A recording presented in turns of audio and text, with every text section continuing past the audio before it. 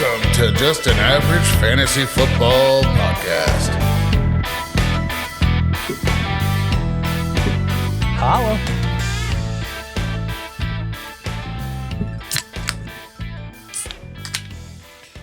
Well, welcome in to Just an Average Fantasy Football Podcast. I am your host, Daniel Hayes, with Matt Baker. No shit. Well, you can find us at avgffpod.com. Go there, click the buttons, go to the places where we are. Give us a like, follow, subscribe, check us out. You can even listen on the web page if you'd like to. But if you do choose to listen there, we still would like to see you follow us on some of the platforms that we are, just to get our numbers up. Either way, we do have a alcoholic beverage of the week. It's called Two Turnt Tea. It's an iced tea with a hint of lemon, 5% alcohol out of Noka Brewing. It's gluten-free. And it's gluten-free for anyone who needs that. And you're supposed to shake it, and I did not do that. I did not shake it either. It's got electrolytes in it too. And no, it's not good. Yeah, you're right. It's not carbonated. Oh, not carbonated. Yeah, I got you. Oh my God. Yeah, it's like it's almost like a weird uncarbonated. I think maybe we should have shook it. I'm about to. All right, so tell me if it changes before I go through all the trouble of trying to shake mine. Okay, yeah, we need a video of that. That would be kind of cool. Did it change anything? Is there more sweetness? Actually, it tastes a lot better. Oh my God! Yeah, you got to shake the shit out of it. It doesn't make it great, but it does make it taste better, if that makes sense. Oh wow, it does. Like it's all right. So if you do drink Two Turnt Tea, please, for the love of God, shake it. Yeah. It's not bad. I mean, I wouldn't say it's not. If I drank this, if I pulled this out of a cooler, even if I didn't shake it, it's not terrible. It was like if you took water and you squirted a little bit of lemon in it and put just not a sweet tea, just like a dash of tea. It's like if you took sweetened tea, a glass of cold water, put a half a squirt of lemon juice in it, and took a tea bag and set it in it, slowly poured it out and threw it away. Yes, there you go. That's what it tasted like, with a little alcohol kick. Yeah, with a little alcoholic kick. Like, so I like unsweet tea, I will say the third drink in, it just kind of becomes part of you. It does. There's nothing. There's nothing that stands out about the flavor. There is. It's very bland. It's literally like flavored water. Yeah, to me. It's very bland. There's no, like, without the bubblies and all that stuff. It's all that. But yeah, it does have a little medicine-y kind of taste. I think that's whatever they put in it for the non-sweeteners. They probably I don't know what they would use. It's got 2 grams of sugar. It's not, I mean, it's I don't know. There's something medicine-y tasting in it. I wonder what they maybe use that's for the what lemon, the alcohol. What they use for the lemon, the hint of lemon. If there's no juice in it, I won't be buying it again. I will say that. But if I saw it somewhere and it was in the cooler and I was looking for a change up, maybe something, because I could drink this really fast if I wanted to. Yeah, it would definitely. If you come like chugging water. Yeah, come off of the lawnmower or something. You could turn this up and. Yeah, I guess that's why it's Two Turnt Tea. I will have to drink this entire 12-pack that I bought, though. That is true. You Not tonight. Have to do that. I have to drive home, but I don't know. It's interesting. I'll say that. Yeah, there's nothing special about it, though. Nah. It's just the can is cool. I will say that. Well, the design. That's what caught my eye. For anybody who's seen it, you'll know what I'm talking about. It's like pink and blue, and it's like an 80s kind of vibe of design with like the letters look like they're 3D, trying to make them old school 3D kind of design. It's very vibrant too. Still like it's eye-catching still bland. Still like not bland, but like So if you're not looking for anything with a whole lot of flavor, but something that can be refreshing, and just make sure you shake it. It does completely change the dynamic of the drink. I feel like they should put it more obviously on the can to shake. Yeah, it should be like Two Turnt Tea shake. I can't. I'm going to give it another chance when I can shake one without hadn't been open. It fresh and I'll give you another one. So when you finish that one, you can do it. And that way we can get the real thing. But until we get to that point, we are going to be breaking down our 5 players each that we feel are undervalued right now in the way the ADP is. And some of these are going to change, obviously, as camp and stuff goes, but we're just kind of looking where things are at this moment. There are people out there drafting weirdly for a redraft. So I wouldn't advise that. But I do get it that sometimes people are a little antsy and they just want to get stuff going, especially for people who are not involved in dynasties all season. So this is like they start getting the itch right around now and they want to get stuff drafting now. Yeah. There's a ton of best balls out there. So I will say, if you got that itch, maybe get in on some best ball tournaments and stuff like that, because that's a good way to start getting the drafting going and get an idea who the players are. So until then, I don't think there's a ton of news right now that's come down about anything that I can think of off the top of my head. Yeah, nothing major. You still got some camp hype going around. With Yeah. Oh, by the way, like that. just off the top of your head, where's Trey Lance playing right now? Trey Lance. So I found this out either earlier today or yesterday, and I had no idea. So he was Dallas. So I'm guessing they probably released him and he got picked up. But had I not asked you the question and you just thought of Trey Lance, you would have thought he was still in Dallas, right? Yeah, I haven't heard anything about him Right. going anywhere or anything. So where do you just pick a team and where did he probably go? I'm gonna say maybe Atlanta. Chargers? Oh, really? Yeah, there's talk. So he's third in the depth chart still though, because they drafted a rookie too, didn't they? This year, like a late draft quarterback or something. There's talk that he's going to be the backup. That he has a good chance to be the backup for Herbert.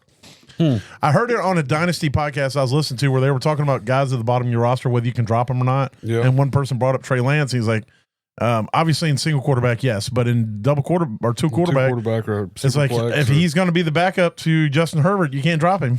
Yeah, you need to. I'm going now to pick him up in the league. I have Justin Herbert as my starter if that's going to be the case. So. Yeah. I mean, you got a long camp. I don't know who the other quarterbacks are on their roster. I can't remember. I know Easton Stick was there. I think he's gone, but I could have swore there was another young. Which we'll know year or next this week, year. next week. We're going to start our divisional breakdowns. We'll be able to go on a deeper dive in these rosters and start getting our heads wrapped around who's gone where. Because these minor players like Trey Lance, they don't really matter much. That could impact things down the road.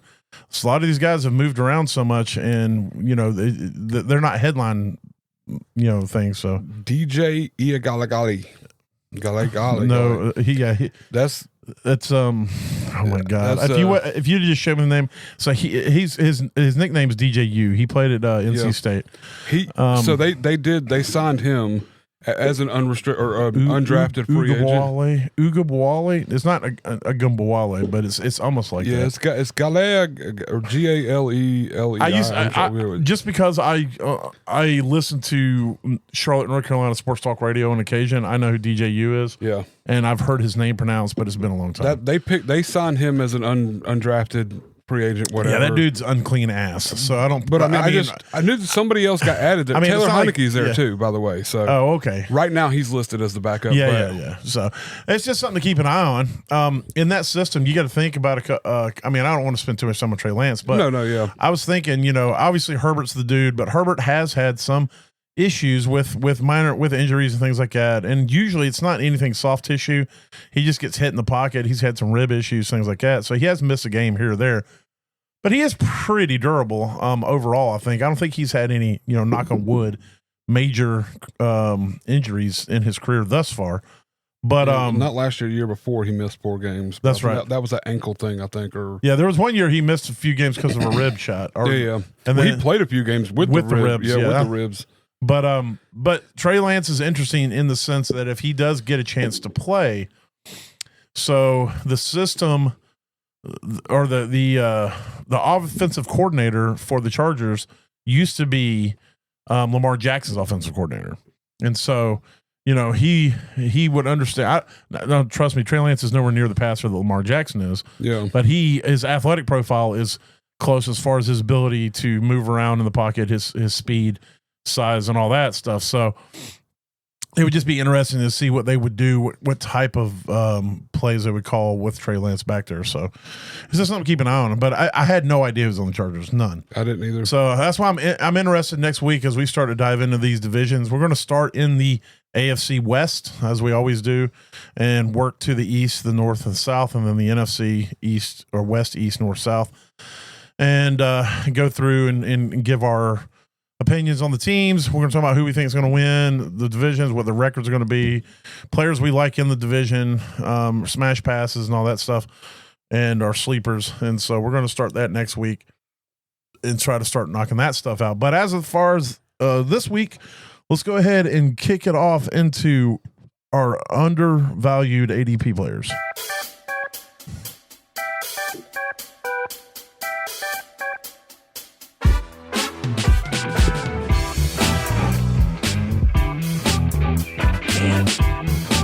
I had to listen to that bass line for a second. Homie was breaking it down. Just let it go. I'm sorry. It's almost exactly the same as it sounds. Uncanny. All right. So undervalue ADP. I'm going to kick it off. I can't quit you. You have, I have you on way too many shares of you in Dynasty. And in redraft, he's currently going as the RB5.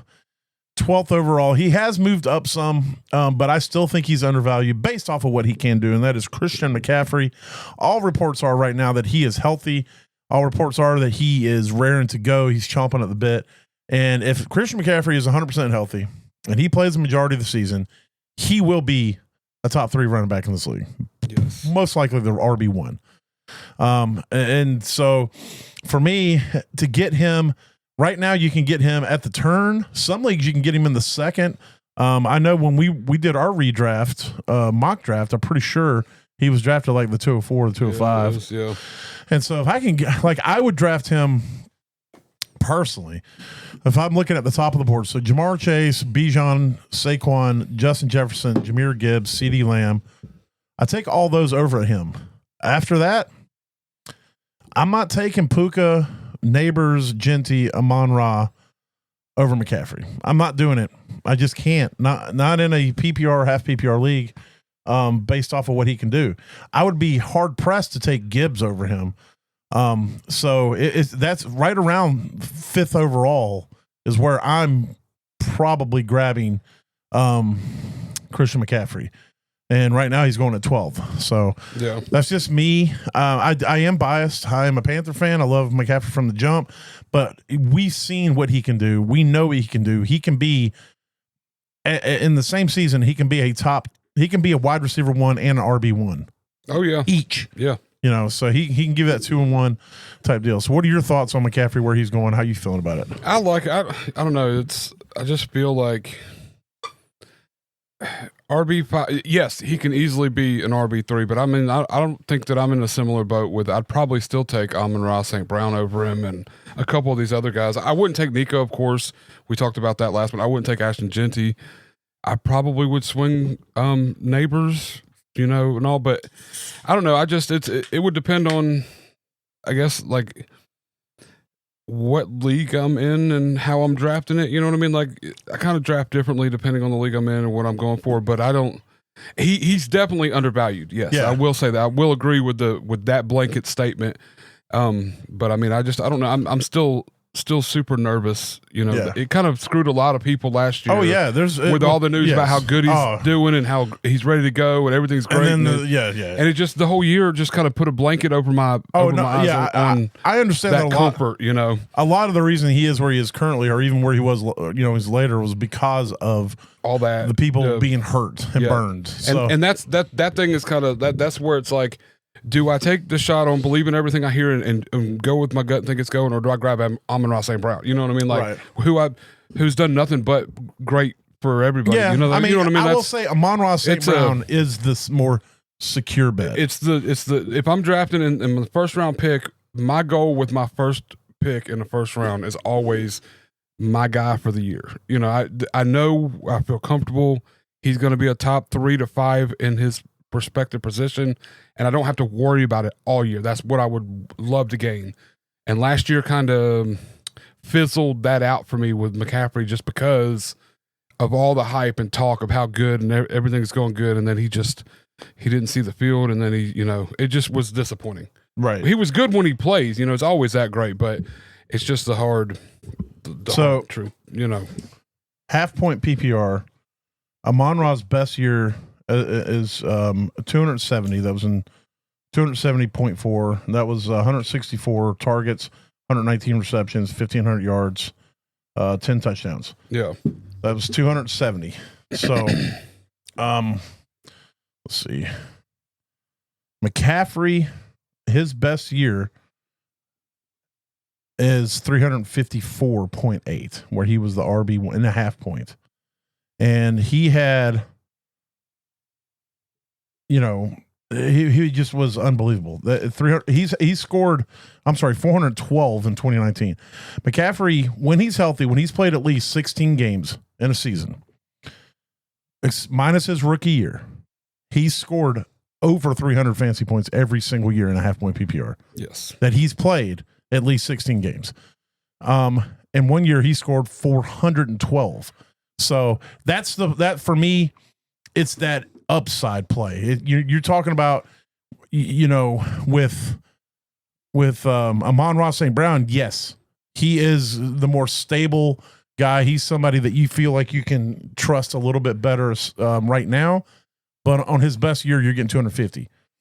With McCaffrey, you're potentially getting 350, 400, yeah. And so that's why for me, it's just, I'm willing to take that shot as long as all the reports stand true. As long as we get in training camp, and I think he'll climb as well. I think he'll climb up the ADP as training camp happens and as positive reports come out. One little negative blurb, though. One little thing of McCaffrey's Achilles is bothering him, or one little thing he's going to miss a couple weeks. Hint that, boom, it's going to tank. He's got the flu. Yes, Flu, I think will be fine. But I mean, that's what they'll say. That's what I'm saying. Like it's going to be one of those where it's like you're going to hear this news and then you're going to be digging all into trying to find out what's going on with it, and that's where it's all going to kind of go away. Yeah.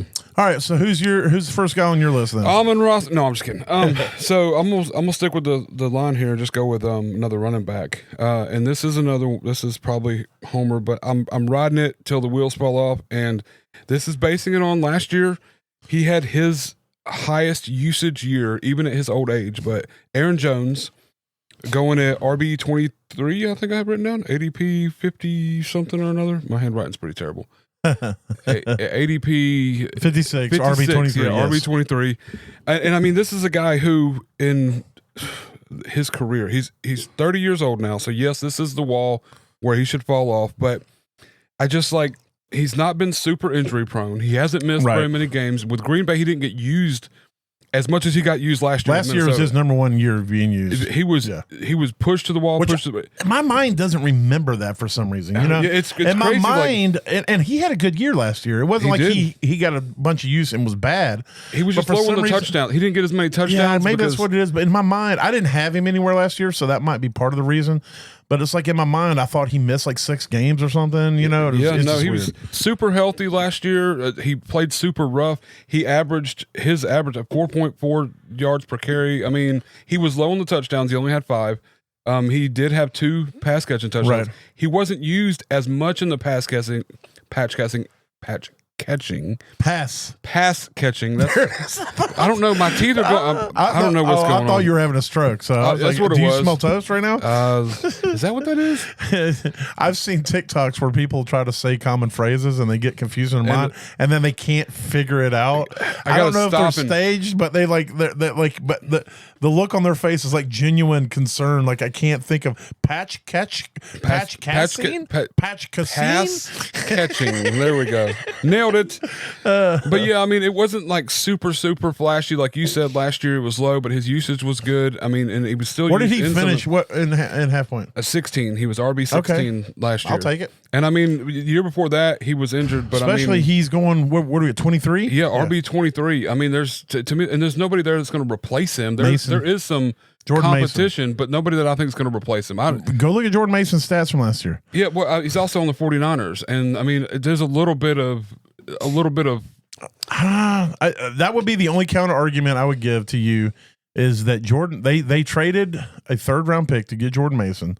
Yes, which means they invested somewhat heavily in him for a running back. Jordan Mason last year, statistically, was very, very good. Now, yes, he was in a system that we know is very complimentary for running backs. Yes, absolutely. I will say that I don't think Jordan Mason. I don't know if he's good at pass catching. I don't think he was highly involved in it last year. He didn't get used at all in pass catching. Right, and so I will say Aaron Jones has that in him by a mile. And so, so for that reason, yes. But, I will say that Jordan Mason potentially can cut into some of his red zone work Definitely could cut in some of his carries. Which and I do think they got Jordan Mason to replace Aaron Jones after this season because I think he's in last year of his deal. Well, Jordan Mason's 26 too. Right. I mean, he's not super young either. I mean, this is his going to his 4th year in the league. Yeah, but he's really only been used 1 year, so he doesn't have a lot of, he's still got a lot of tread on the tires, as they say. Yeah. It's kind of like that Raheem Mostert. He didn't get used till he was like 29, and you got a couple good years out of him. It's crazy. Like last year he had 159 or 53 attempts, and then 40 and 40 the years before that. Right. But he did have almost 800 yards. Yeah, like I said, for the 49ers. He only had 14 targets. So I mean, right. Yeah. So the pass catching stuff is it, but part of that you wonder, was that the design or is that because he can't do it? Yeah. So but I will say that Aaron Jones is a complete back. I love Aaron Jones. I think he's got one more good year in him, and I think that JJ McCarthy is going to need Aaron Jones. I heard a stat the other day, so I don't want to own this stat as my own, but 84% of Aaron Jones's receptions are routes. I'm sorry, 84. Okay, let me say this. It's either his receptions or his routes, but 84% of those were on design plays, not just dump offs. Yeah, which means they were designing plays to get him the ball out of the backfield, which is very good because if you're designing routes for your running back, then he is involved in the passing game. He's not just oh my God, I'm about to get sacked. Let me get the ball. Let me get the ball. Let me go ahead and dump it off to him. And all and so that does speak well towards him. And that has always been a strength in his game. So they used him like that in Green Bay all the time. I mean, can't tell you how many times he caught 26-yard, 20-yard bomb from Aaron Rodgers out of the backfield, straight lined him up as a receiver on the outside too. Like I saw he made one of the most beautiful catches I've ever seen at Green Bay. They lined him out wide on the left side. Aaron Rodgers dropped back. He looks right, pump faked, and then he threw a bomb down the sideline to Aaron Jones on a go route, and he was covered. But he dropped it like in the bucket right into Aaron Jones' basket, like a wide receiver, for a touchdown. I'm like, you just don't see running backs make those kind of catches on the reg. Yeah. And that's another thing. This could be the last year that I bring his name up, so I want to make sure I talk about it as much as possible. But I mean, he is, like I said, he is 30. This is the turning point that the drop off. Supposedly, but there are some anomalies. You know, Derrick Henry, he'll probably 60, and we'll be like, this is the drop off for running backs. Really, the drop off for running backs is like 27. So he's still, he's still clicking. He's above it. But I think anytime you can tell me that I can grab, Aaron Jones at 56, that's what, like fourth round, into the fourth round. Yeah. Or beginning of the fifth, somewhere in there. What's that? 12:48 would be 4. So somewhere in the middle of the fifth. That's gold to me. And he's a potential top 5 back. Oh, absolutely. If he gets used, if he gets going. And the other, one more thing to throw on his side is this is his second year in this system. Yep. So now he is inheriting a quarterback that's you consider a rookie because he didn't get to play his rookie year. He didn't get to play his rookie year. But I think the way that system is and the design of it, I think it'll be fine. By the way, I shook the shit out of mine. It didn't change it drastically. Maybe, I mean, your palate might be more refined than mine. Shaking it in general changed it so much. Oh, it did. Absolutely. Yes. It does have a little fizz to it. It says it doesn't, but it has a little bit when you shake it. Yeah, no, it does taste very blah, like watered down. Almost watered down, but it does taste watered down. That's exactly. It tastes like a watered down tea with something else. This is medicine-y there. I don't know what it is. Anyway, but real quick on Aaron Jones, I just want to say, running back's going for him. DeAndre Swift. I'm taking Aaron Jones over Swift all the time. David Montgomery, probably not. I'll probably still take David Montgomery. Omari Hampton, yes, I'm taking him over him because, number one, Omari Hampton's a rookie. Number two, Omari Hampton isn't the starter there. Najee's the starter. Najee's still going to be the starter. Yeah, I'm not taking James Conner. I will take James Conner. I will take Chuba. I don't know if I'll take Joe Mixon. So, but the wide receivers that are above him, Cortland Sutton, I'll take Aaron Jones over Cortland Sutton. Absolutely. I personally will take him over Zay Flowers. I'm not a big Zay Flowers person. I know that you like Zay. But I can see where he can be moved up for sure. In the order. He's going off the board right now at 50, 6? 56, yeah. I'd say somewhere around 49, 50 is where he should be going off. Yeah, I mean, and that's, value, in my opinion, especially in a running back. In an older, I mean, if you could grab, even if you go grab Kenneth Walker in the second, and then wait around and you can grab Aaron Jones in the fifth. I would take him over. I would take him over Kenneth Walker as well. Oh yeah, that's me too. Yeah. But I'm just saying, like, if you can grab 2 starting backs, and a guy that's gonna, could potentially, or if Kenneth Walker's on the board and the guy I'm about to talk about is on the board, I can take the guy that I like, and then I can still get Aaron Jones in the next round. And take him where they're going. So next guy I'm going to talk about is Rashee Rice. Oh, nice. Rashee Rice is going off right now at 35 overall, wide receiver 16. Obviously, he's coming off a major injury. There is still the looming thing about his suspension that's going to happen, but all arrows are pointing towards this going one more year before the trial and everything happens, and the NFL's not going to do anything until the trial and stuff happens. So, and there's still an outside shot that the charges get dropped, I think. So I don't know how that's going to pan out, but I think for this season, it's probably you might could be okay. Yeah, I mean we know how that legal stuff can loom, and you know, it takes time. I mean, I think what Kamar was it? No, it was Kareem Hunt that it took like 3 years before he ended up having his 3-game suspension. Oh, I'm sorry. So the trial was set for June of this set for June of this year in Texas is what that's now, right? Yeah, I haven't heard anything. Yeah, it says February said it was rescheduled. So anyway, so that is still the looming thing. But as right now, we're going to proceed with, without that. If it gets put off another year, if it gets continued another year. So, but I look up, like, I don't know, man. T. Higgins, I know he just got the deal, but I'm taking Rashee Rice over T. Higgins. I'm taking him over Tyreek. I'm probably taking him over JSN. That's close. I'm definitely taking it. Like, I get the Ladd McConkey hype. But I almost put Ladd on my overvalued because not that I don't like Ladd. I don't think Ladd McConkey is built to be an outside receiver. I don't think he's built to be a 150 target a year guy. And so, I don't know what he had last year. If he had over 150, then I'm completely wrong. But well, I mean, he's still super young too. I mean, I do, but I think I don't want to say gimmicky. I think he's a very good receiver. I just 112 targets, 112. So I like Ladd. I just don't think Ladd. He's going off as wide receiver 11. I don't think he's a wide receiver 1. I think he's a mid-level wide receiver 2 for the most part. I think that's how that's going to be down the road for him. Yeah, he finished at 12 last year, right, in a half-point PPR with Joshua Palmer was still there, and Johnson. They got Trey Harris now, who's potential. Well, they also brought in some tight ends that they're looking at too, and they got Trey Harris. They're also trying to bring along Quentin Johnson to be more of that outside alpha type guy. They brought Mike Williams back. Yep. And so on top of that, they got 2 potential backs that I think some ultimately away from. They want to run the ball more than they pass the ball.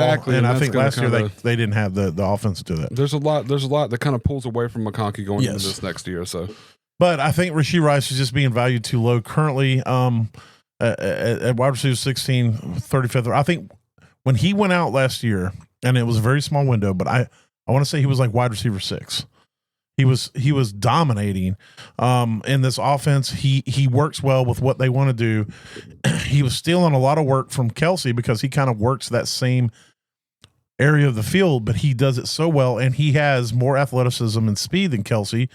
A, because he's a wide receiver, and B, because Kelsey's 412. Yeah. So, but I just think that right now you're getting him at a value. Somebody who can be a top 10 wide receiver, you're getting him a wide receiver 16. And you get him. I think Xavier Worthy is a very good receiver, but he's not a 150 target. I think Rashee Rice to me equates very well to what Amon-Ra St. Brown is for the Lions. Yeah. Oh yeah. The safety blanket, the stick mover, the guy who's always going to be open over the middle of the field. You can get the ball to. And as long as he's playing and he's healthy, that's what he's going to be. And then you have these other people, these ancillary pieces that can be the down the field, can be this, can be that. And so I think that, there's a lot of value to be had moving up. He's probably being drafted about where he should be ultimately, but the upside to me is worth taking him a little bit early. Yeah. Oh, yeah. Well, I mean, if he'd have continued the route he was going in the 4 games that he did play and everything, I mean, he'd have been 1,400 yards and 12 touchdowns. Yeah. I mean, so he would have been 12, 13. And that's roughly where Amon-Ra finishes. Yeah, that's what I'm saying. Know? That's where he would have been roughly. I mean, how many targets and receptions did he have last year in those 4 games? 29 targets, 24 receptions. All right, so you got 18 games. So he played 4. So let's say he plays 17 games because if they sit him during the if they make playoffs and everything. Games. So let's say they sit him the last game. So he plays 16 games. That would be 8 more games, or excuse me. So it's 29 times 4. More games. It's 120 targets roughly. Yeah. So he'd be at 129 or 120 targets and 95 receptions or 100 receptions realistically by these numbers, by that. And that would have put him at, he had 300 yards just about, 288 yards. Right. So that put him at like 1,400 yards and he had 2 touchdowns. So, give him 7. So I like Rashee Rice. I'm a big fan of Rashee too, I was last year, picking him up everywhere, and I still got him in 3 or 4 different leagues. And I think Xavier Worthy now, because those weeks were when Xavier was still a fresh, rookie, still wet behind the ears. Xavier Worthy now, having to carry the load a little bit last year, he's only going to be an asset for Rice because he keeps the defense honest. He'll split the pressure. He opens up those spaces where Rashee wants to operate a lot more, the same way that Jameson Williams does for Amon-Ra St. Brown. I see a lot of correlation between those duo of wide receivers, and so I think that I think Pat Mahomes is a better quarterback, and that's a better system, and I think that Andy Reid can figure out how to make that work, and if we can get him for an entire year, I think it's going to be pretty nasty by the end of it with Rashee Rice. As long as he stays healthy and that chemistry still works out, I think it's going to be a really good pick. Yeah, definitely. All right, who's your next guy? All right, my next guy is a little closer to the top of the list here, but he's going off as wide receiver 12, ADP 27, JSN. I just talked about him in a negative light. In a negative light, but I mean, I don't know. I got to feel. I mean, he finished as wide receiver 9 or 10 last year in a half-point PPR outside of DK, which DK had a really down year last year. Yeah, but I don't know. I don't know what the thing was there, but there's nobody there that's gonna take it from JSN. A lot of it was their offensive coordinator last year who they got rid of. And so there's a lot. I just think there's a high ceiling here. They're getting Sam Darnold, which if this is going to be the true telling of Darnold this, is going to be the cog of that decides whether he is successful or not. If you ride this whole coming out of college, Darnold was a good quarterback. We thought he was going to be good coming out of the Jets. He's kind of seen ghosts. Has been a downfall, and then last year he had a reemergence. He come out very quarterback friendly system. Yeah. Oh yeah, no doubt. Yeah, exactly. And so now this will really depend on. I mean, if he is at least Geno, what Geno was last year, then I could see JSN being a top 4, top 5.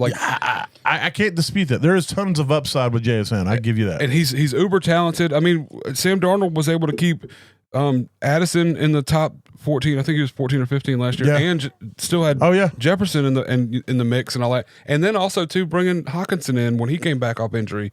He was tight end 6 or 5 last year, I think, coming back off of it. And so I just feel like if you believe the hype that Darnold is a good quarterback and that it's going to come into this system and be able to use the weapons he has, JSN's going to benefit the biggest out of all of it. Yes. And a lot of it's going to ride on, of course, the running back, with Charbonnet and Kenneth Walker. Yes. They got that 1-2 punch moving. That's going to help Darnold be able to get the ball whatever downfield, A.J. Barner graduates to in his second year as far as the tight end and all that tight end position. There's still another tight end there, too, I think, isn't there? Like a name, not like I don't think a name. A name. Noah Fant's still there. So, that's right. So, I mean, there's still a little bit of something there, but, and, hopefully – Cooper Kupp's there. Yeah, so I mean, that's the other side too.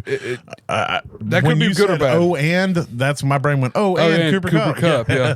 It's but I don't know. Like I feel like depends on what he's got left in the tank. It's going to see what he can come out. Yeah, what he can come out and do with this. The only thing that bothers me is they're both very similar receivers, and they both operate in a very similar way. We just talked about how Rice and Worthy complement each other, and how Jameson Williams and Amon-Ra complement each other. But there's they did MVS is there. Yeah. So they did bring somebody in who can take the top off. You can take it down. And so there is that element there, but it's not I wouldn't say MVS is their number 2. You know what I'm saying? Yeah, So it's but I do agree with you, and I think that there's a lot of correlation in what we're talking about with these wide receivers, and what we're looking at is we're looking for those target hogs.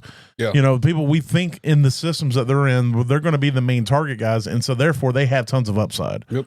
We're not looking for the guys who may only catch 60 passes a year, but they're all bombs. Yeah. But those guys are great. But those guys are very inconsistent. We're looking for the consistency. We're looking for people that are going to get 8, 9, 10 targets a game, and we hope that these are the people that are going to do that. And I agree with you. I think that in that system, that's what he's going to be. Even with Kupp there, I think Kupp's going to get his. But I think that JSN is not only can get those targets, but he can do something with them afterwards. He can take it, yeah. And I don't know what Kupp can do with them afterwards at where he's at now. Yeah. And also, Kupp, I don't think Kupp's had any season where he's been healthy the whole season. Just maybe one. And that was a year that he went. He had like 250 targets that year or something too crazy. Like not really that much. Right, but he operates so much out of the slot even that season. So it's going to be interesting how they work it. I think JSN operated a lot out of the slot last year, and so 191 targets that season. So with Kupp, yeah. And so we're going to have to see what they're going to do. How they're going to move these guys around, what they're going to do. But like I said, the only thing that concerns me is just that they're very similar in how they want to play the game. Yeah. Well, and hopefully that would be good in a way that maybe Kupp takes some of the pressure off of him and kind of opens him up a little bit on that side. Kupp can mentor him, can show him, hey, do this, do that.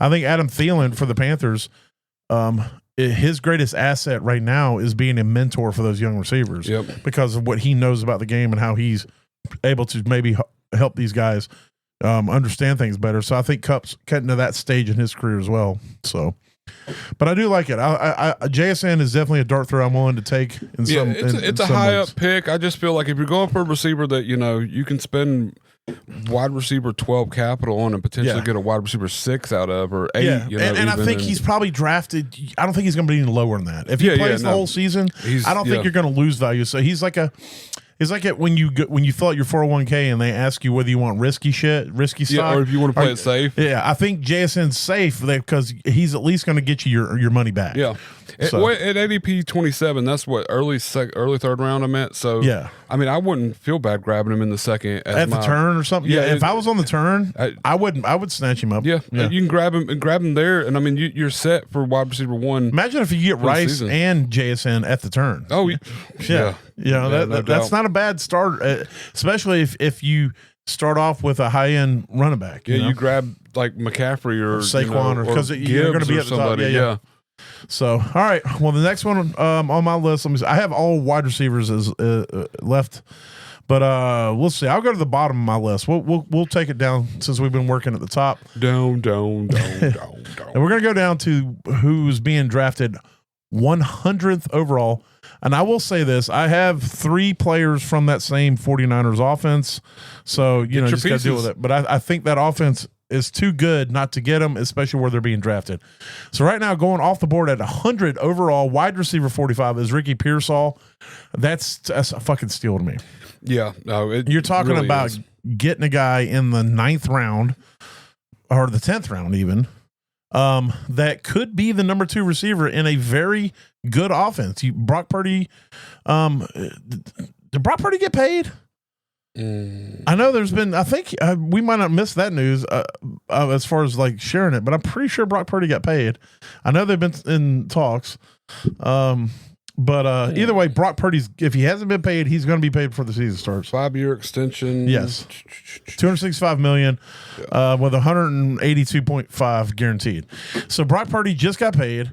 And we know what Shanahan can do. We felt like for a while they were getting rid of pieces because we thought they were getting ready to kind of go through a mild rebuild, but I don't think that's the case. I think they were just unloading some dead weight when it comes to money. I don't have a lot of trust in Ayuk, to be honest with you. Plus, I don't know when Ayuk's going to be back. So it could be mid-season, but when he comes back, we saw what he did last season when he was healthy. It was straight up ass McGee. And so I don't know if Ayuk's going to come back and be anything worth the crap. And so therefore, you can get Pearsall, get a piece of that offense, and you can get it super late. That's a win-win to me. Yeah, hell yeah. No, I'm on board with that. I was a big Pearsall. I picked him up a lot of places last year because I think people were sleeping a little bit on that offense. It was down mid-season. There was a lot of, Purdy didn't look good. McCaffrey's injured. Yeah, that whole offense was everything. Ayuk went away, got injured. Yeah. Debo looked like buns. I mean, it was just all falling apart. So I was like, Pearsall's this young cat coming out, going to get opportunity. He's a decent size. I mean, I felt like he was going to play a part. Right. And he came in, he had a little bit of shine. Not nothing. He had a couple games. But still, now we're going into a new season. Debo's gone. We don't know with Ayuk what he's coming back from. Hopefully McCaffrey being healthy is the number one thing that helps any team, period. Yeah. For all of it, because the defenses don't know what to do. Defense honest. It doesn't even keep them honest. It keeps them busy. Like you really have no idea what the offense is going to do if McCaffrey's on the field, period. Right. Because there's way too many options and you can't stop him. Right. So they either got to load it up and shut him down to 3 or 4 yards, or they got to protect the receivers. And if they shut him down to 3 or 4 yards, all of a sudden he's catching them out of the backfield. And so now you've got to at least protect him against the pass. Outside of it, then it opens up all these other guys. And so it definitely makes – and if you look at how bad Ayuk was that because McCaffrey was out? How bad Debo was last year? Was that because McCaffrey was that's out? What I'm saying. Like, that's a big portion. It was the same way when he was with the Panthers. When McCaffrey was healthy, DJ Moore was getting like 180 yards a game. Yeah. And McCaffrey was still eating as well. Cam was on the way to a second MVP season until that Steelers game where he got popped and it ruined the. He was like Panthers like 7-1.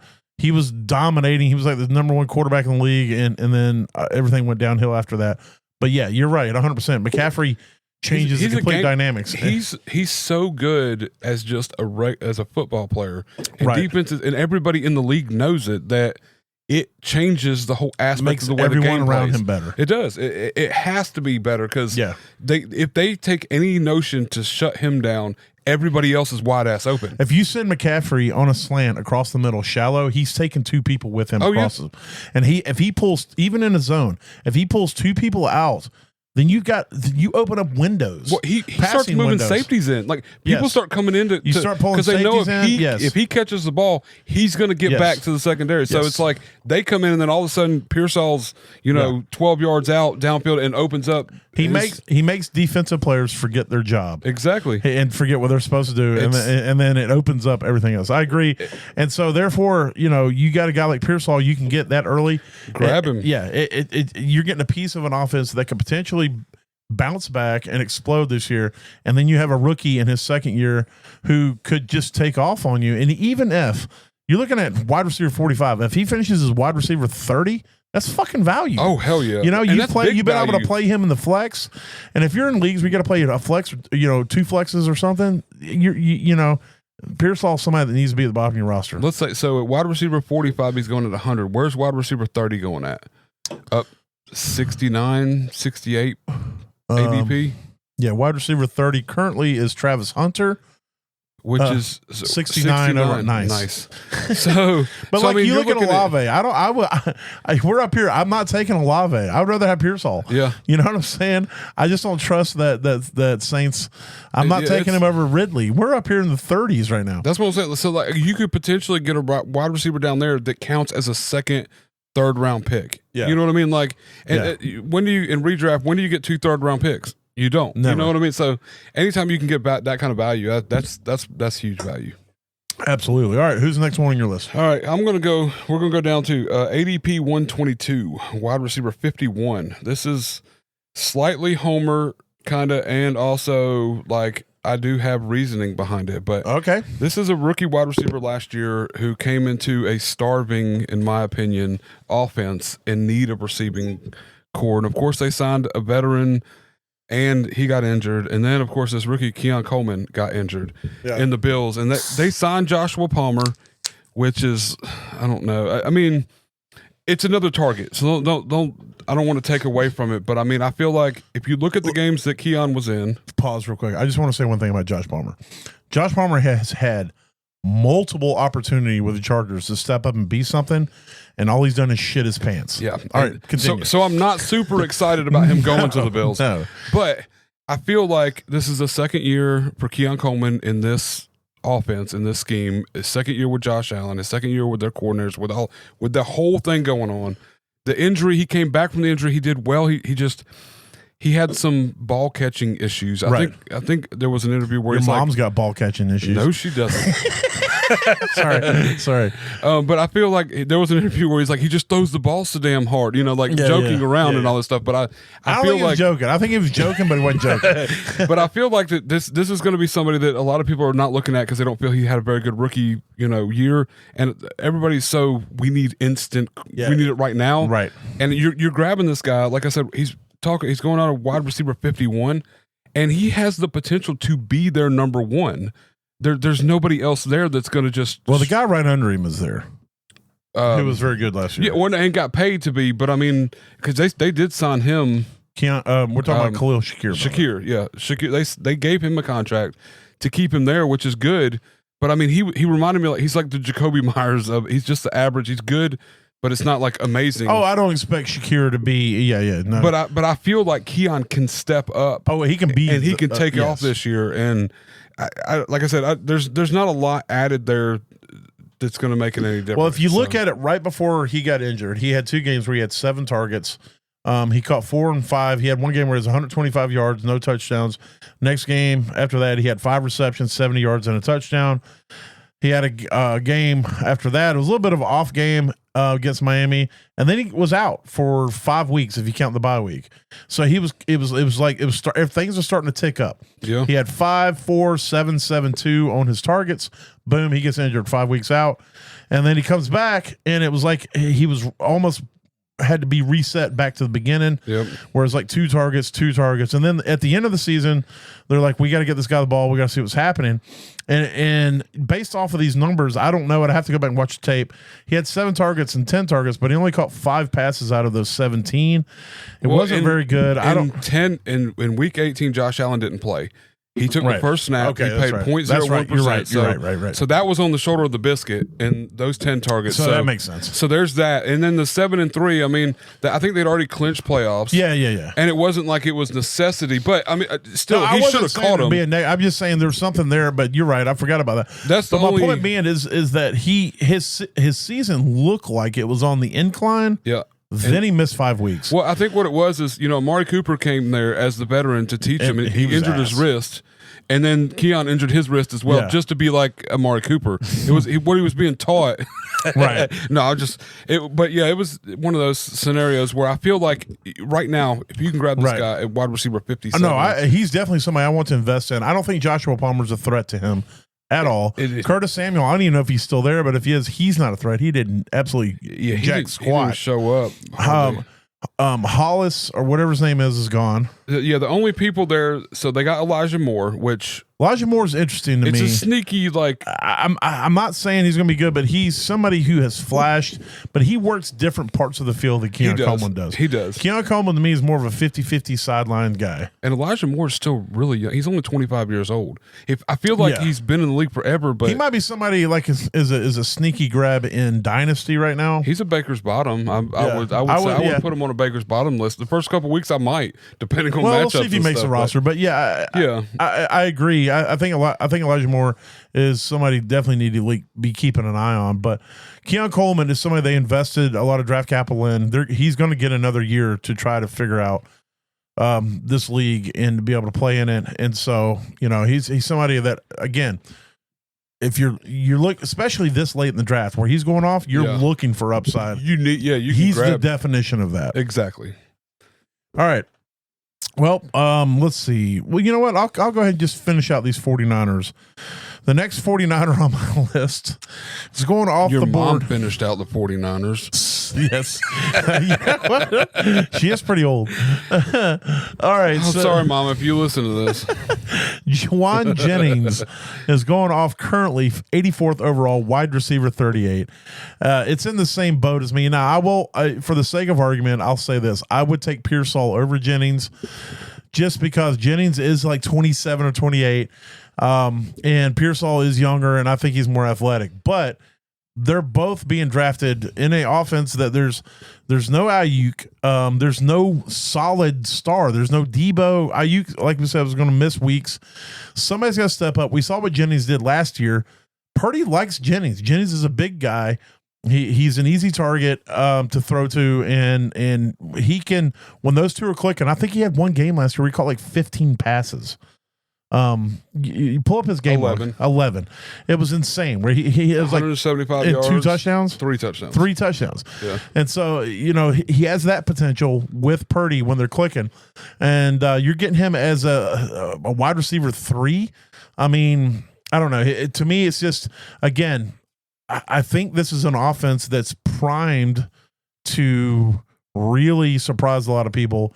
And even if, God forbid, McCaffrey doesn't, something happens and he doesn't play, I still think these guys are worth investing in. But if McCaffrey plays, they're even more valuable to me because of what we had talked about earlier and how McCaffrey changes what the defense does. So you got to think about what these guys did last year. They did it all without McCaffrey. You throw him in the mix, and it just makes it that much better. Oh, yeah. And so Juwan Jennings has been somebody I've been sneakily looking at. I've been trying to pick him up in some of my dynasty and teams that I'm competing with as like a throw in on some trades and stuff like that. Mm-hmm. And so, I just think that,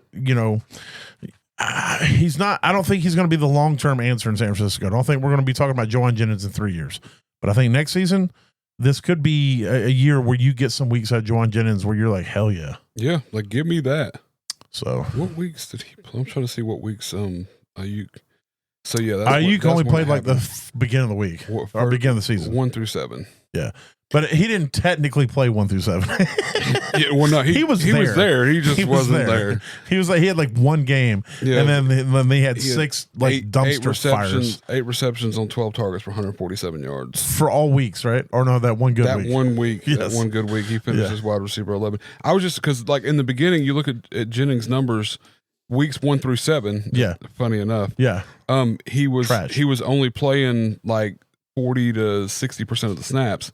And then when he got injured, I guess week 6. And so week 7 and 8 he was out. You got injured, yeah. No, Jennings. Oh. Jennings missed week 7, 8, and then their bye week. Gotcha. He came back, and after that, he averaged 10 targets a game. Right. And put 7 of them in his pocket almost every game. Yes. Had 80. I would say he averaged probably 75 yards a game.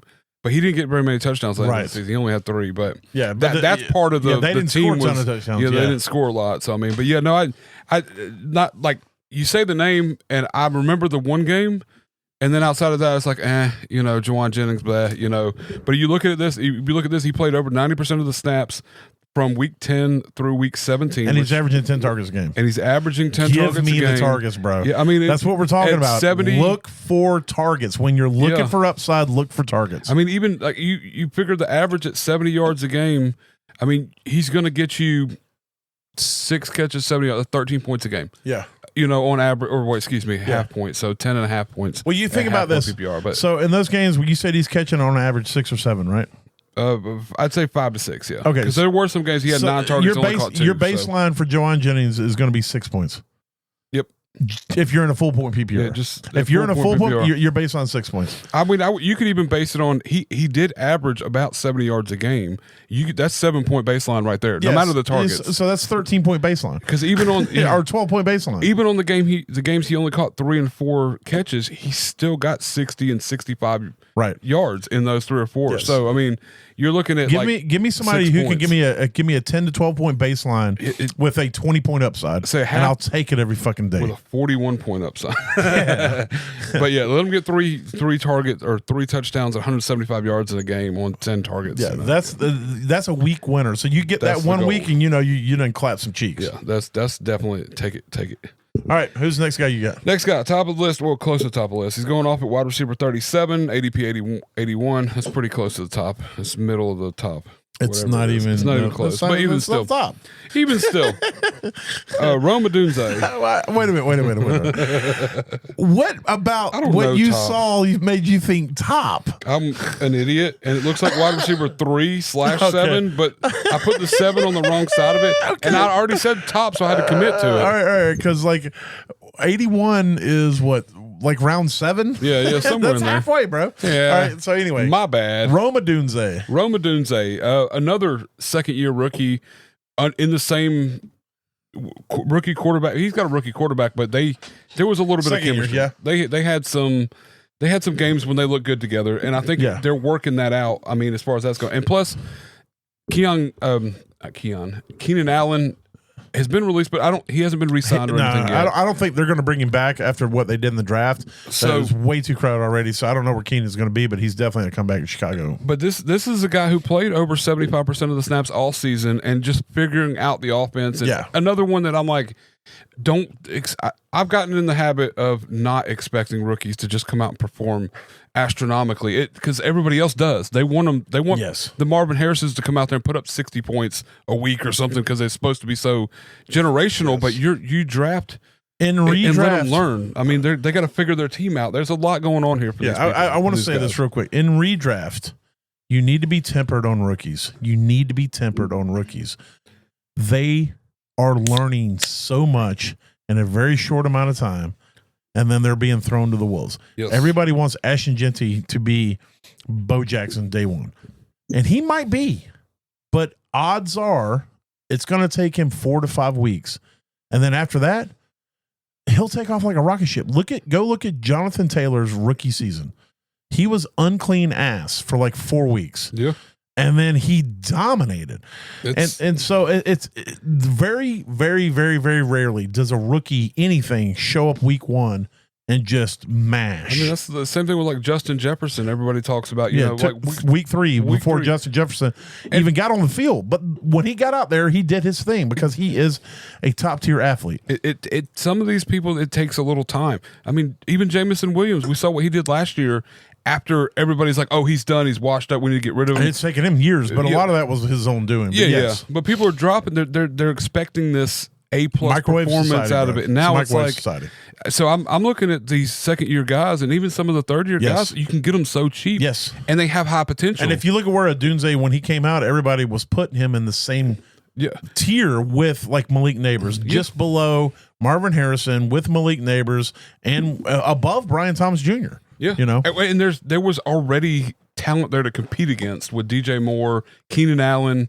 There was already this kind of There was already a form he had to fill, and it was a shit offense, which is why everybody got fired, and they brought in everybody new this year. Exactly. So you got to take that into account too. So, but these other guys, they ended up places where they had to be similarly close to the guy. It squirted on me. Yeah, it did. But I'm willing to spend. I'm willing, especially if you look at his targets from last year, he averaged like 6 targets a game on playing 70+%. And that's only going to get better with Keenan Allen out. And there's a couple, I think they drafted. Luther Burden. Yeah, Luther Burden. They drafted Loveland as tight end. Yep. So you have those things coming in. It's still a crowded room, but here's one thing you can put in your back pocket. Ben motherfucking Johnson, offensive coordinator for the Detroit Lions, is now the head coach. He is bringing that system to the Chicago Bears, and as long as Caleb Williams can perform within that system, so what you got to ask yourself is, can Caleb Williams be a better passer than Jared Goff? And so, at least close to, that. And if that's the case, then you can feel good, because I still think, regardless of who they brought in, I still think Odunze has the talent to make Luther Burden be the third. And he is Luther Burden the third, isn't he? That is his name, and keep him at the third. So I think Odunze has the talent to still hold his place as the number 2 receiver. I think Odunze has the talent and potential to push DJ Moore out as the number 1 receiver. And I'm not saying it's going to happen, but DJ Moore is finally getting older, and they operate in 2 different ways on the field. But I think with Odunze's skill set, he is more of a traditional number 1 alpha type wide receiver, and I think that DJ Moore is more of a traditional kind of number 2 receiver, catch it underneath, make things happen, little screen smoke pass type plays. And I think if they get the offense they want to run, then they could finally fall into the roles that they need to be in. And so, I don't project that this season Odunze is going to steal DJ Moore's job. I think DJ Moore is very talented. But I'm saying it's within the realm of possibility. But let's say that, Keenan Allen being gone, that's 121 targets that need to go. So if Caleb can hold true to what he did last year, which wasn't great, but still, if increases as a pass catcher or as a passer, He should get better. He should get better. His target, his attempts should go up. Everything should go up. He should have better coaching, yes. Even at 121, they split that between Loveland, Burton, and then give Odunze 20 of those. Right. It pushes him up to 120. Right. And if the chemistry's better, instead of him only catching 50%, right. he catches 70%. Right. Now we're looking at 1,200 yards and 7 touchdowns instead of 800 yards or 735 yards and 3 touchdowns. For the sake of math, the numbers can go up.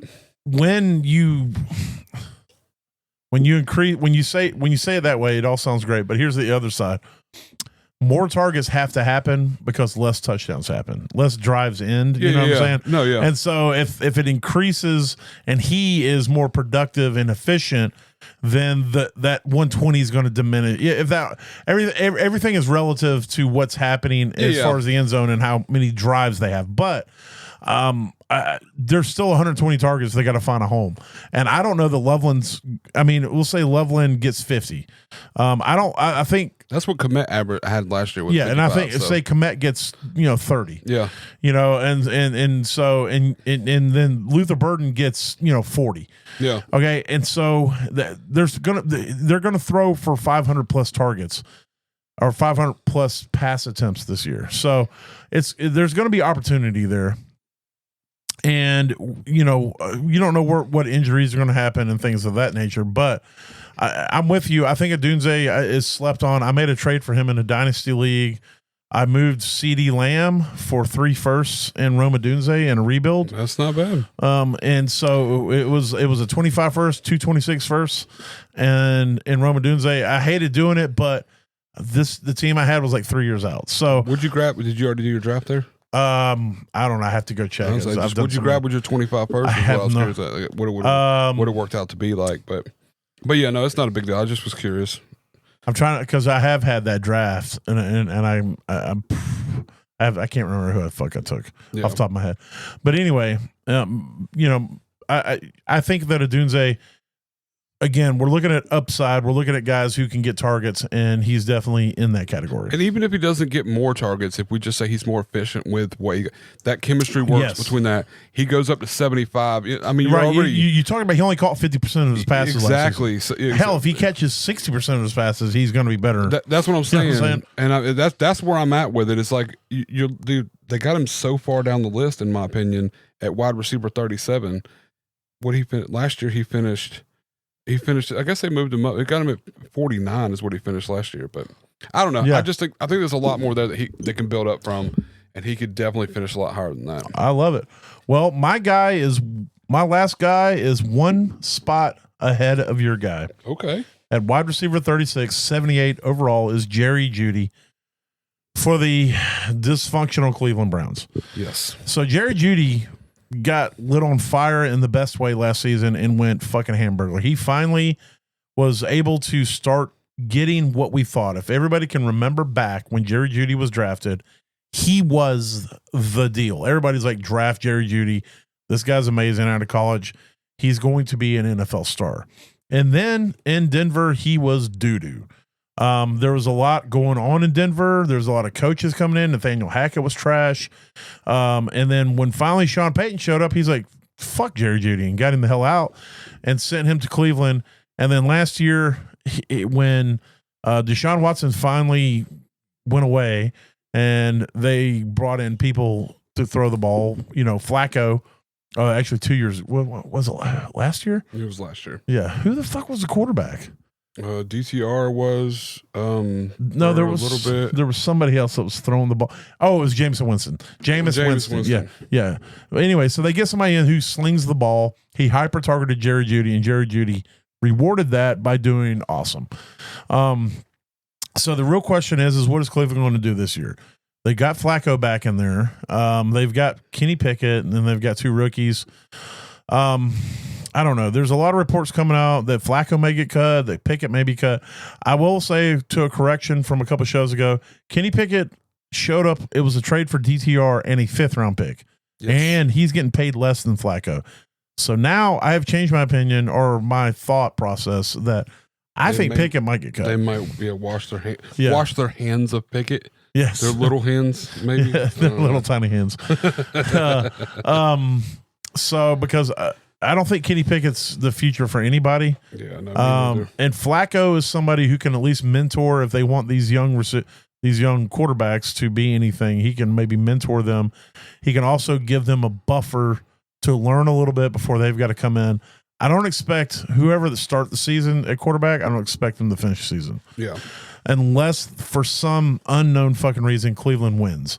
So if Flacco starts and they start the season like 6-2, yeah, he's going to stay. He could probably ride it out for a little while, yeah. But if they start the season 4-4 or some shit like that or whatever, they're going to be like, all right, bring the rookies in, let's see what we got. And so, but either way, I think Jerry Jeudy is somebody that if he starts the season with a competent quarterback in Joe Flacco and he establishes himself as that number one dude like he did last year, then I think that whoever comes in after that, they're going to say, get him the fucking ball. Yep, throw it to him. And I think Jerry Jeudy showed last year that he's good enough to be that dude. And, you're getting him right now, wide receiver 36, and he has the potential to be a wide receiver 1. He was a wide receiver 1 last season. For a lot of people, he carried my son to the championship. Yeah, he finished at half point, finished at 15 overall. Right. 15, wide receiver 15. Right. I can't remember if it was because of Jerry Jeudy that I lost to my son because I was in the championship as well. But I do know that Jerry Jeudy was a major reason to get him to that. Because that was 12 receptions, 94 yards, and a touchdown. So. For week 17? Yeah. Yeah. So he was part of what clapped my cheeks. Mm-hmm. And so, Jerry Jeudy, he's somebody that's he's gonna average you 15, 16 points a week when he's on, with potential of 30 plus easy. And so, he's an absolute fucking steal at wide receiver 36 as somebody who could potentially be a top 5 wide receiver if shit all falls in the right places. I mean, he's had 2 years where he's finished. So year 3 at Denver, he finished 22 overall. Right. Or 22, wide receiver 22 for half point PPR. But that was on the shoulder of 100 targets. So if he gets 100 or more targets, he's a wide receiver. He's money. All the other years, he had less than 100 targets. So it's like, right. If they're utilizing him and using him and he steps up, he does it. He's all they got. And that's exactly right. Yeah. They don't have anybody there that's going to come in here and just take Cedric Tillman. I like Cedric. No, I like Cedric. I'm not really a Cedric Tillman fan. I don't know. Cedric Tillman in college was a gimmick receiver. He was in a very simple system. It was like, we're going to throw you the ball. Yeah. But his athletic profile is phenomenal. And last year he started flashing a little bit, and he is somebody, if given the opportunity, can be complimentary, but he's not going to take Jerry Jeudy's job. Yeah, I'm looking at it now. I didn't realize he was 6'3", 215. I thought he was so much smaller than that. And he's fast as fuck, boy. And he had 3 weeks where he had over 8 targets, and I don't know. It's not super. He had 3 touchdowns in 4 weeks, and then he got injured week 12. Like I said, I don't know. I just don't see a lot there for him as far as competition. I say fast as fuck. He ran a 4.5, but that's still pretty fast. Oh yeah, no, for that size. And for me, that's fast as fuck, boy. First of all, I would run like a 10.5. I'm thinking like, I don't know that I want to run, so we're not going to find out. We should actually do that one day. We should just run and see where our 40 times are. Not anytime now, because it's like 100. Oh yeah, we need to wait till it's winter time, and I could at least get naked and do it. Yes, God Almighty! If I had to sprint in this heat, get the fucking Hearst. It would definitely be not the ambulance. I'm gonna fucking die. Yeah, it's gonna be bad. Yeah, but we should actually we'll get Terrell involved too. We'll all go out and run a 40. We'll probably all 3 blow our Achilles. You're gonna beat us. You're gonna get the number 140. I'll go and tell you that right now. It's gonna be like we're gonna be like it was a 4.5, 4 hours and 5 minutes.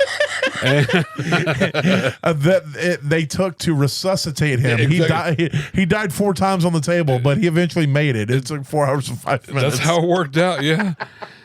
No, it's gonna be like we'll have to do it with 4 beers in me. So and then we'll have to do 5 different times. 40 yards. It's not even that far. But the fuck it ain't. That's 120 feet, bro. Yeah, it's not far. That's a third of a football field. Yeah, no, I get that.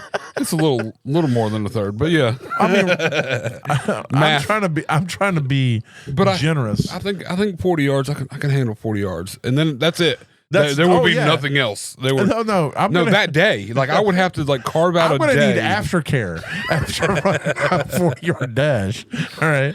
All right. Before we get too carried away, I got one more left. Oh yeah, my bad. I thought we were shutting it down. No, we got one more left here, and it's I went with a tight end. Allegedly.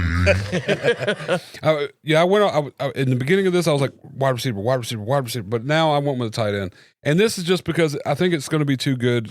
I think everybody needs to go grab this guy, Pat Freiermuth, going off at tight end 17, 169th overall, like way at the bottom of this list. That's 100 nice.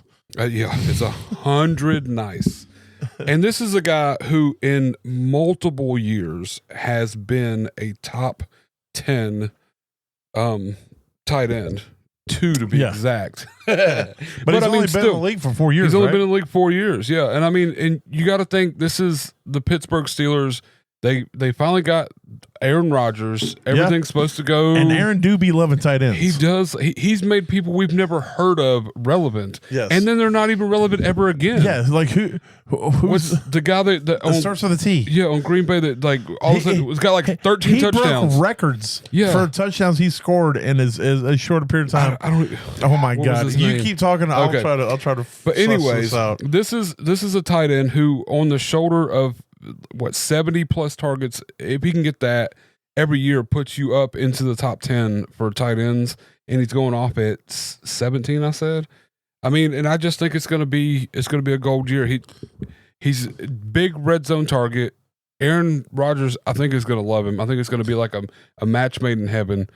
And it's just everybody's sleeping on it. I mean, there's no way. We look at the tight ends that are available at this point. Let's see. Let me see the scroller thing here. I want to look at all the other tight Robert ends. Tonyan. That's there it is. I knew it started with a T. Let's see. Tight ends are in the red. So they got Dalton Kincaid at 12. I'm sorry. I'm taking Freiermuth over Kincaid. Yeah. I will never draft Kincaid. I'll take him over Warren. Yeah. I'll take him over Tyler Warren. Definitely. Yeah. Goddard. I'd take him over Dallas Goddard too. I don't know. I don't know if I'd take him over Goddard, but I would take him over Jake Ferguson. It's been last year he got injured for 3 weeks, 4 weeks. Goddard. Yeah, he's injured for sure. So I mean, but when Goddard's on, he's fucking money. I might take Tucker Kraft over. I'd probably take Tucker. I'm definitely taking Joku over him. Definitely taking Joku. Jonnu, I'd take him over Evan Ingram. Mark Andrews. I'm a little worried. I'm a little on the downside with Jonnu because I don't know. Like, he just showed up and all of a sudden had a big year, but nobody else did good on that receiving core. He's had 2 good years. Jonnu has in his career, maybe it's been 30 years he's been there.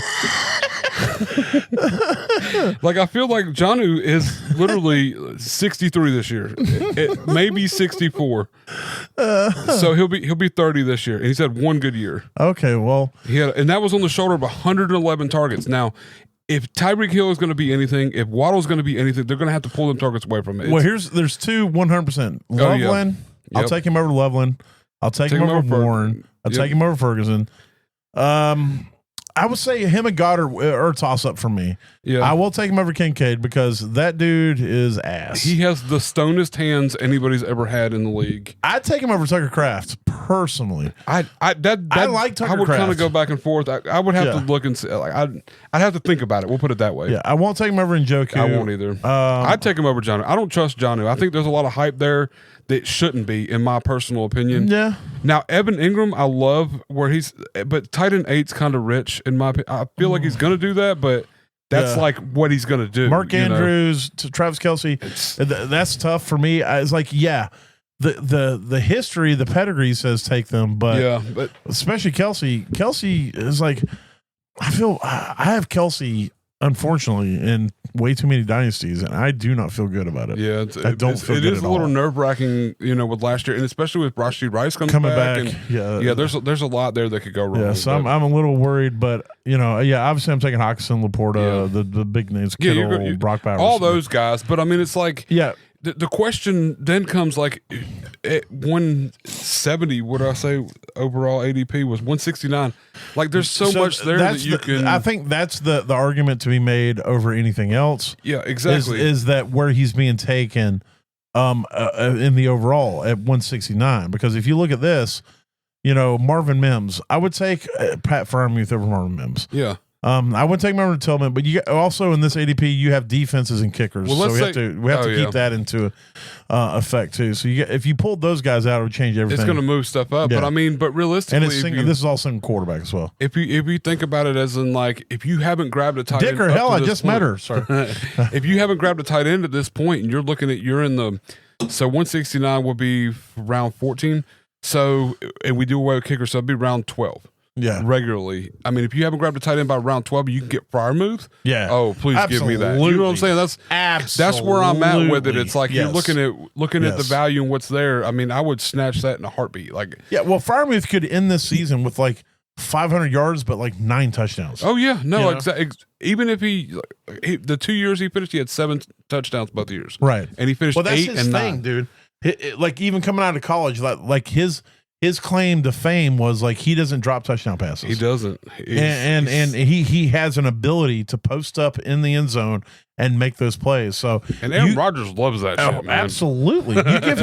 You give him a guy that can make catches like that, he'll put it on the fucking money, dude. Oh yeah. And it won't even matter if Freiermuth catches it because he's going to catch it. Yeah. Aaron Rodgers is going to embed it into his chest and arm, you know? Yes.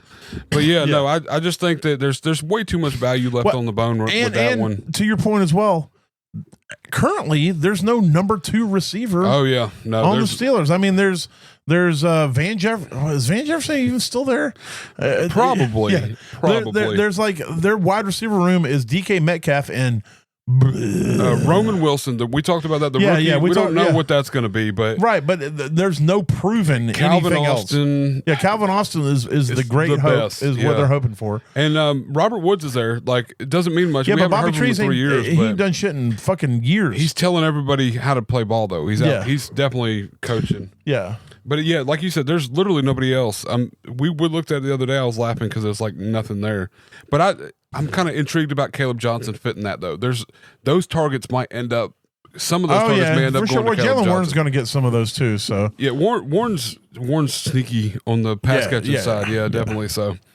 But no, it's. I think you're gonna pay dividends getting Freiermuth, especially at that point. Well, we'll probably do another one of these shows after we do the divisional breakdowns and right before the season starts, right before drafts happen. We're going to try to do it again, and I'm sure the ADP will change, and we may even go back and kind of look at the players we were talking about and whether those things have changed. I don't want to do that. No, we don't do that. All right.